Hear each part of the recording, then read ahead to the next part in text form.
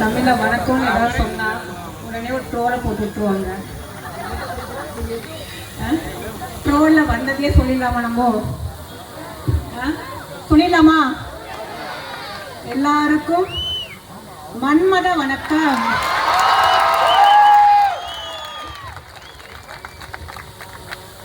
அதாவது எந்த அளவுக்கு நான் சொன்ன மாதிரி தான் நம்ம கேம்பெயின் ஸ்டார்ட் பண்ணதுல இருந்து நம்ம யாரையாவது நோங்கியிருக்கோமா? ஏதாவது ஒரு வார்த்தை பேசியிருக்கோமா? டிஎம்கே பற்றி பேசுறது கிடையாது, ஏடிஎம்கே பற்றி பேசுறது இல்லை. நான் பாட்டுக்கு சிவனேன்னு வந்து மக்களோட சேவை செய்கிறேன், எனக்கு ஒரு வாய்ப்பை கொடுங்க. நம்ம பெரியய்யா வந்து எனக்கு ஒரு ஆப்பர்ச்சுனிட்டி கொடுத்தாரு, நம்ம தங்க தளபதி.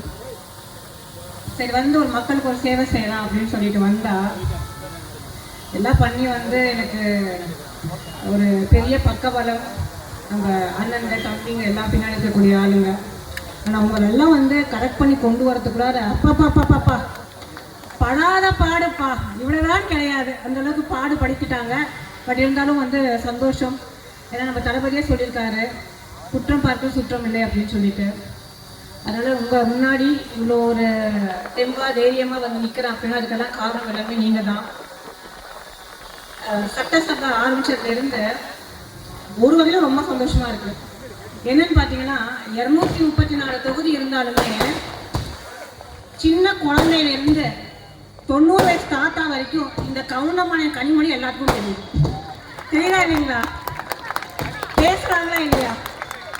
கனிமொழியால் கவுண்டம்பாளையத்துக்கு பெருமையா இல்லை கவுண்டம்பாளையத்தினால கனிமொழிக்கு பெருமையான்னு தெரியல. ஆக மொத்தம் வந்து கவுண்டம்பாளையம் சரியான ரீச்சில் இருக்குது. இதெல்லாம் ஒரு நம்மளுக்கு வந்து உண்மையிலே வந்து கடவுள் கொடுத்த ஒரு வரம். அதுக்கப்புறம் நம்ம தளபதி நம்மளுக்கு கொடுத்த வரம். 100 நாளில் ஒரு இன்னைக்கு போட்டிருக்காங்க. ஏன்னா நம்ம வந்து நியூஸ் எல்லாம் கொடுத்தோம் இல்லைங்களா? இந்த 100 நாளில் வந்து ஒரு மாபெரும் பொதுக்கூட்டம் பண்ணுன்னு சொல்லிட்டு அதில் ஒரு கமெண்ட் வந்திருக்கு. 100 நாளில் இந்த மேனாமினிக்கு என்ன வேலையை செஞ்சு கிழிச்சிருக்கணும் அப்படின்ட்டு. பார்த்தீங்களா யாராவது? இப்போ பார்த்துருப்பீங்கன்னு நினைக்கிறேன். 100 நாளில் காலையில் 6 மணிக்கு ஸ்டார்ட் பண்ணால் நைட்டு 10-11 மணி ஆகும் வீட்டுக்கு வரத்துக்கு. அந்த அளவுக்கு நம்மளோட மக்களோட குறைகள் ஆகட்டும், பெட்டிஷன் ஆகட்டும், பெட்டிஷன் வாங்கி அவங்க தான் சொன்ன வீட்டில் வந்து புருஷன் முன்னாடி பிரச்சனைனாலும் நம்மக்கிட்ட தான் வராங்க. வந்து இந்த பக்கம் இப்போ திரும்புகிறேன். இன்னைக்கு ஒரு ஃபோன் ஒரு கால் வருது, சொல்லுங்கம்மா என்ன அப்படின்ட்டு. அந்த அம்மாவுக்கு வேலை இல்லையா, வீட்டுக்காருக்கு வேலை இல்லையா, பையன் படிச்சிருக்கானா பையனுக்கும் வேலை இல்லையா, அதனால் உங்ககிட்ட வந்து ஒரு மனு கொடுக்கலான்னு வந்திருக்கோம். நீங்கள் 3 பேர்த்துக்கு வந்து ஒரு வேலை ஏற்பாடு பண்ணி கொடுங்கன்னு சொல்லிட்டு. எங்கே இங்கே நம்ம கவுண்டமலையத்தில் வந்து சிங்கிள் வந்து லைன் எடுக்கும்போது வருது. என்ன சொல்ல முடியும்? கண்டிப்பாமா பண்ணிடுறோம், சட்டசபை போயிட்டுருக்கு, முடியட்டும், கண்டிப்பாக பண்ணி கொடுக்குறோன்னு சொல்லிட்டு. அதனால் மக்களோட சேவைகளை வந்து ஒவ்வொரு விஷயமும் முகம் சுளிக்காமல் கேட்டு பார்த்து ஒவ்வொன்றும் செய்கிறதுக்காக தான் நீங்கள் என்ன ஒரு அன்போடு ஒரு ஆதரவு கொடுத்து இந்த அளவுக்கு ஒரு வாக்கு வித்தியாசத்தை வந்து ஜெயிக்க வச்சுருக்கீங்க இல்லைங்களா? அதுக்கான நான் வந்து ஒரு உங்களுக்கான ஒரு ரெஸ்பெக்ட் ஆகட்டும், உங்களுக்கான கடமையை கண்டிப்பாக செய்கிறதுக்கு நான் எப்போவுமே இருப்பேன்.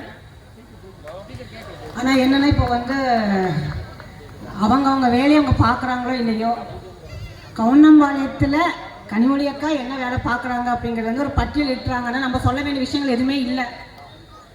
நம்ம வந்து என்ன இப்போ நம்ம பேச்சாளர் வந்து பார்த்திங்கன்னா அவர் ராகுல் காந்தி பிரதர் அவர் பேசிட்டு போனார், நம்ம அக்பர் தம்பி அவர் பேசினார். ஸோ நம்ம இந்த 100 டேஸில் வந்து டிவிகேவோட ஆட்சி வந்ததுக்கப்புறம் நம்ம கவர்னன்ஸில் வந்து நம்ம லீடர் எந்த அளவுக்கு வந்து ஃபுல் ஃபோக்கஸ்டாக இன்றைக்கி வரக்கூடிய விஷயத்த இல்லை, அவரோட கோல் அவர் அதாவது என்னென்னா அந்த சேருக்கு யாராவது ஒருத்தவங்க வந்து கனவுல கூட ஆசைப்பட மாட்டாங்க. அந்த அளவுக்கு வந்து நம்ம தளபதி வந்து ரீச் ஆகிருக்காரு.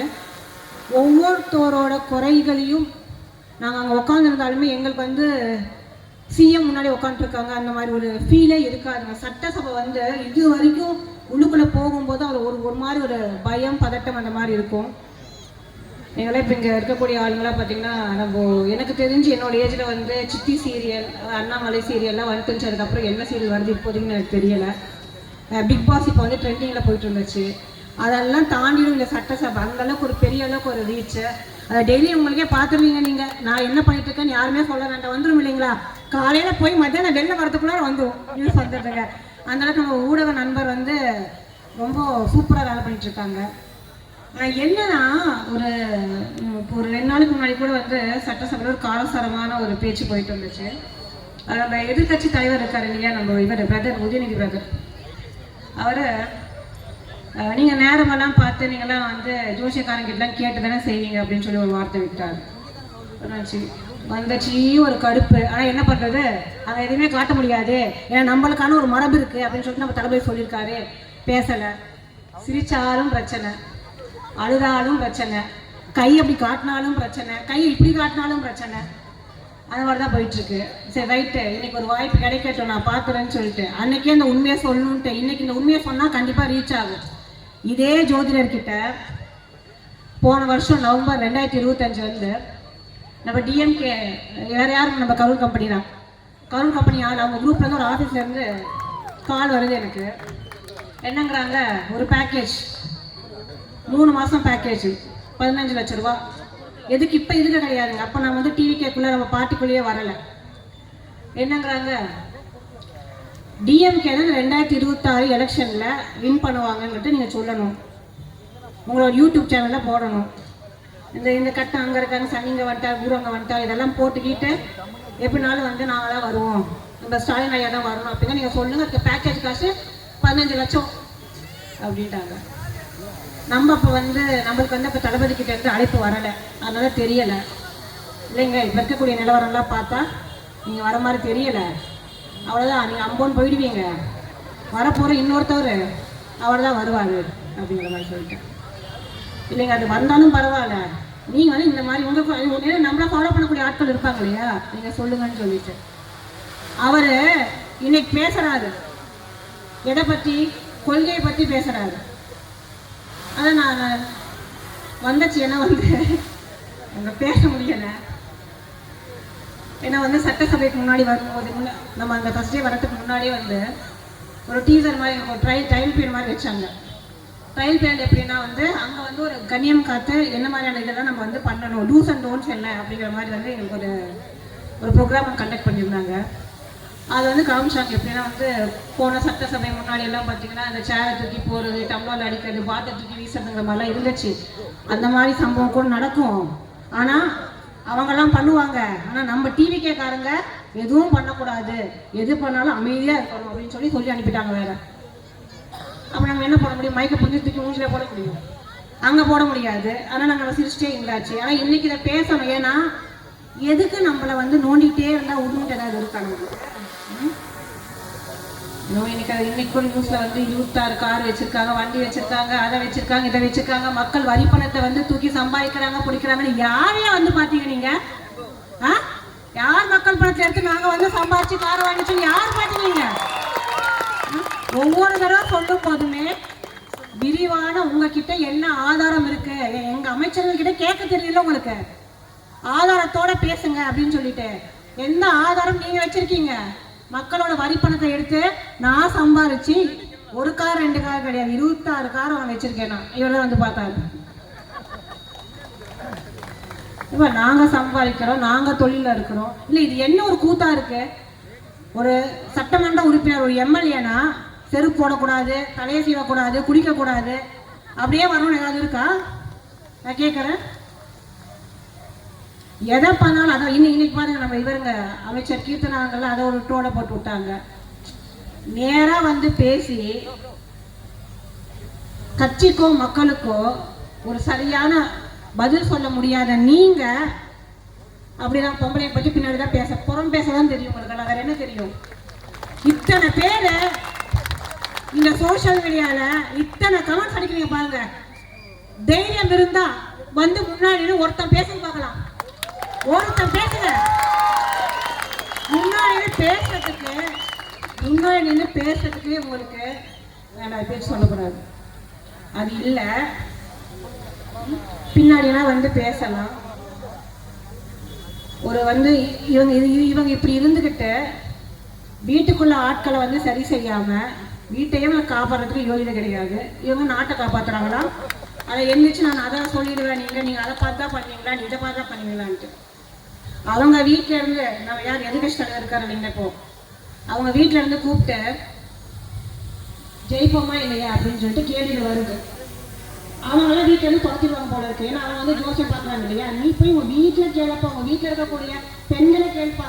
அவங்க கூப்பிட்டு என்கிட்ட பேசுறாங்க. நான் ரெக்கார்டு வச்சிருக்கேன்ப்பா, நான் ரெக்கார்டு வச்சிருக்கிறேன், பேசுற ரெக்கார்டு நான் வச்சிருக்கிறேன். உங்கள் வீட்டில் இருந்து யார் பேசுனாங்க, ஜெயிப்போமா இல்லையான்னு சொல்லிட்டு கேட்டது நீங்கள்.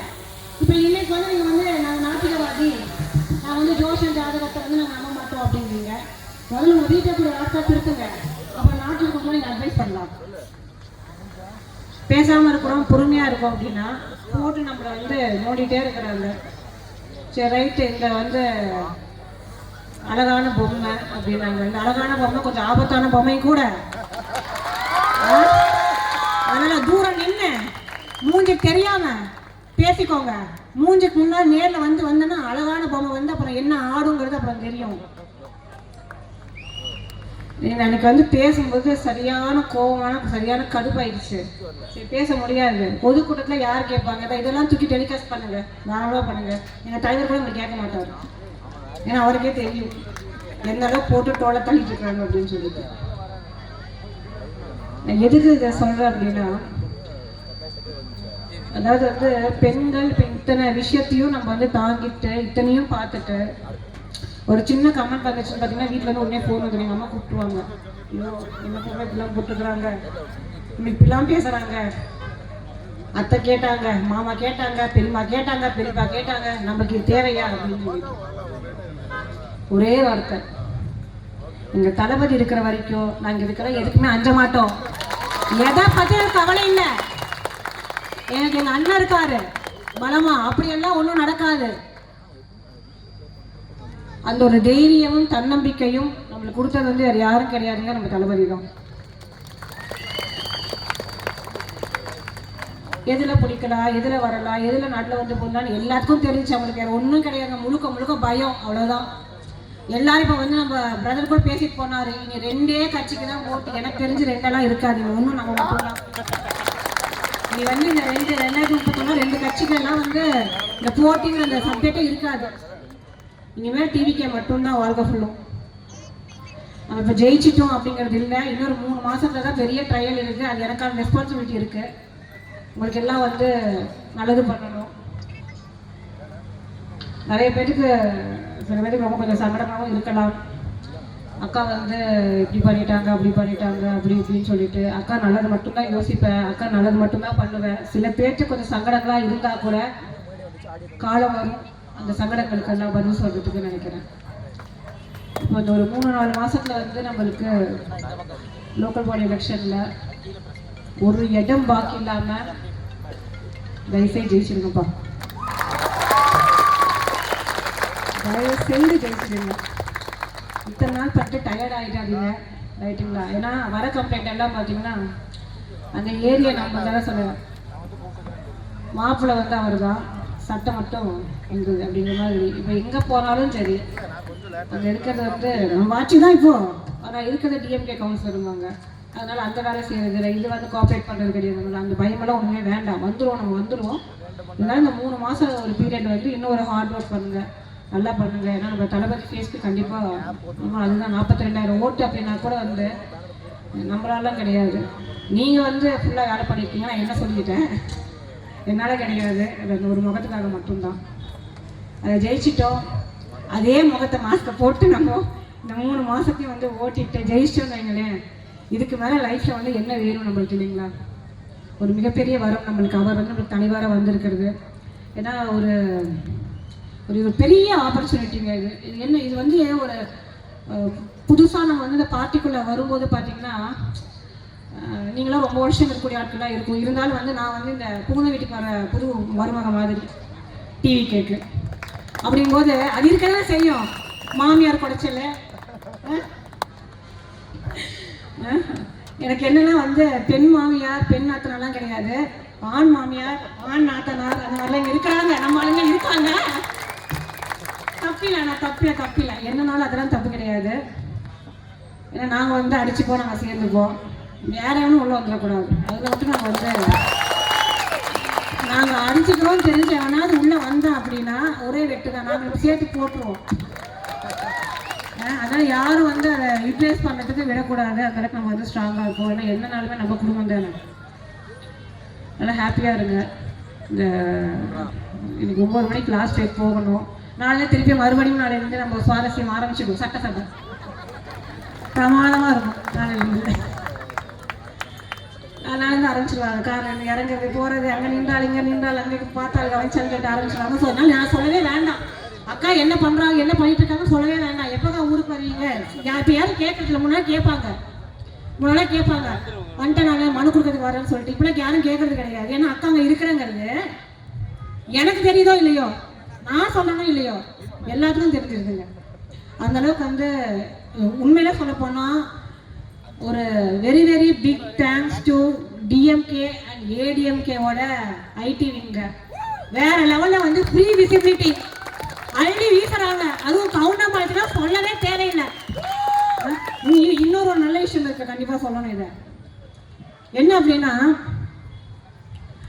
வெளியில இருக்கக்கூடிய மக்கள் எல்லாம் நம்ம தொகுதியை மீறின மக்கள் எல்லாமே கவுண்டம்பாளையத்துக்கு அட்ரஸ் மாற்றி வராங்களாம்ப்பா. தெரிஞ்சுக்கோங்கப்பா. பாப்புலேஷன் ஆல்ரெடி ஏற்கனவே நம்ம கட்டுக்கடாக போயிட்டு இருக்குது. இல்லை பக்கத்து தொகுதி இருக்கக்கூடிய ஆட்களும் நம்ம தொகுதிக்கே வராங்களாம். அந்த மாதிரி பேசிட்டு இருக்கிறாங்க. அதனால் ரொம்ப சந்தோஷமா இருக்கு. நம்மெல்லாம் நீ உண்மையிலே நம்ம இந்த தொகுதியில் நம்ம இவ்வளோ ஓட்டு வித்தியாசத்தை ஜெயிச்சிருக்கோம் அப்படிங்கிறது ரொம்ப பெரிய விஷயம். அந்த ஒரு all credit goes to my நிர்வாகிஸ், பிரதர்ஸ், சிஸ்டர்ஸ், அப்புறம் தாய்மார்கள், அவங்க எல்லாத்துக்குமே ரொம்ப சந்தோஷமாக இருக்கு. தேங்க்யூங்க.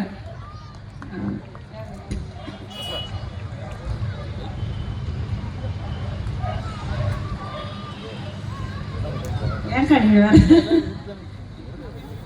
அவங்களுக்கு என்ன தெரியாதா என்ன? இல்லை பட்டா பற்றி பேசணுங்கிறது என்னையே ப்ரொபகண்டா பண்ண சொல்கிறாங்க. அதெல்லாம் யாரும் சொல்ல வேண்டிய அவசியம் இல்லைல்ல. பேசுறதெல்லாம் கேட்டீங்கல்ல, கண்டிப்பாக பண்ணிடுவோம். சரிங்களா? நிறைய கேள்விகள் வச்சுருந்தாங்க. ஒவ்வொருத்தரும் பார்த்தீங்கன்னா மூச்சை பிடிச்சிட்டு நீங்கள் தான் கடைசி மைக்கு இனிமேல் கொடுக்க மாட்டாங்க பயத்தில். ஒரு 10 கேள்வி 2 நிமிஷம் அவர் நம்ம ஐயா ஸ்பீக்கர் சொல்லுவார். பாவம் அவர் மாட்டிட்டார். அவர் முடிஞ்சிருச்சுமா. ஆனால் உண்மையிலேயே அந்த கொடுத்த டைமில் என்ன ப்ரியாரிட்டியோ நமக்கு என்ன தேவையோ அந்த விஷயத்த நம்ம தெளிவாக சொல்லியாச்சு. கண்டிப்பாக வேறு என்ன, ஏன்னா எனக்கு அந்த பட்டா இஷ்யூ அப்படிங்கிறது ரொம்ப மேஜராக ஒரு பெரிய விஷயமா தெரிஞ்சது. நிறைய பேர் நிறைய குறைகளை சொல்லியிருப்பீங்க. இருந்தாலும் அந்த ப்ரியாரிட்டியில் பார்த்தீங்க அப்படின்னா அந்த பட்டா இல்லாமல் ஆட்கள் ரொம்ப கஷ்டப்படக்கூடிய ஆட்கள் ரொம்ப பார்த்ததுனால சரி அவங்களுக்கு முதல் கேள்விகள் அவங்களுக்கு வைக்கலாம், இந்த கோரிக்கை அவங்களுக்கு வைக்கலாம்னு சொல்லிட்டு நம்ம கொடுத்தோம். அதனால் கண்டிப்பாக நம்மளுக்கு எக்ஸிக்யூஷன் ஆகிடும். நம்ம பழைய சட்டசபையை பார்த்துருக்கோம்லாம் பார்த்தீங்கன்னா ஒரு 5 வருஷத்துக்கு 2 கேள்வி 3 கேள்வி கேட்டு உட்காந்துருப்பாங்க. நம்ம அந்த மாதிரிலாம் கிடையாது. நம்மளோட டிவிகே கவர்மெண்ட் தளபதி ஒவ்வொரு கோரிக்கைகளையும் நம்ம கொடுக்கும்போது ஒரு நாள் விட்டு ஒரு நாள் நம்ம எல்லா தொகுதி மக்களுமே ஒரு பெரிய ஆப்பர்ச்சுனிட்டி கொடுக்குறாங்க. எல்லா எம்எல்ஏஸுமே என்னென்ன பிரச்சனைகள் இருக்கோ அது எல்லாத்தையும் பேசினா மட்டும்தான் செஞ்சு கொடுக்குற மாதிரியெல்லாம் எதுவுமே கிடையாதுங்க. நம்மளோட பெட்டிஷன் சொல்லிட்டு ஒன்று போனாலே டைஸுக்கோ இல்லை நம்மளோட அமைச்சரவைக்கோ போனாலே அதை இமீடியட்டாக அட்ரஸ் பண்ணி அதுக்கான சொல்யூஷன்ஸ் என்ன அப்படிங்கிறத பண்ணி கொடுத்துறாங்க. அதனால அந்தளவுக்கு நீங்கள் நம்ம தைரியமாக இருக்கலாம். வேலும் நம்ம நெக்ஸ்ட் இது இப்போ 100th டே ஆயிடுச்சுங்க. நம்மளுக்கு எப்படி ஒரு ப்ரோக்ராம் வந்துட்டே தான் இருக்கும், நம்ம மீட் பண்ணுவாங்க. அதனால் நல்லா ஹெல்த்தை பார்த்துக்கோங்க, நல்லா சாப்பிடுங்க, நல்லா வேலை செய்யுங்க. ஏன்னா நம்ம இன்னும் ஃபுல் கவர்னன்ஸ் ஃபார்ம் ஆகலை. இன்னொரு 3 மாதம் ஆகும். இந்த இது கொசு தொலை தாங்க முடியலன்னு சொல்லிட்டு எல்லாத்தையும் தட்டி வெளில தூக்குறதுக்கு. சரிங்களா? அதனால் ஒரு 3 மாதம் வேலை பண்ணுங்கள். 3 மாதத்துக்கு அப்புறம் ஒரு பெரிய ஒரு விழாவாக நம்ம வைக்கலாம். And once again thank you. நம்ம இந்த கவுண்டம்பாளையமோட நிர்வாகிகளுக்கு எல்லாருமே ஸ்பெஷல் தேங்க்ஸ். ஏன்னா இந்த ப்ரோக்ராம் நடக்கிறதுக்கு முன்னாடி என்னோட ஒரு கான்வர்சேஷன் கூட இல்லை, என்ன பண்ண போகிறீங்க ஏது பண்ண போகிறீங்கன்னு சொல்லிட்டு. அந்தளவுக்கு ரொம்ப பர்ஃபெக்டாக ரொம்ப சூப்பராக ஸ்ட்ரக்சரே இல்லைன்னு சொல்லிட்டு இருந்தாங்க. எல்லாத்தையும் ஸ்ட்ரக்சர் தூக்கி தள்ளிட்டு கெத்தாக உட்காந்துட்டு எதுவுமே சொல்லாட்டு நாங்கள் செய்வோன்னு சொல்லிட்டு நின்றுட்டு இருக்கீங்க இல்லைங்களா? Hats off. Thank you so much. Good night.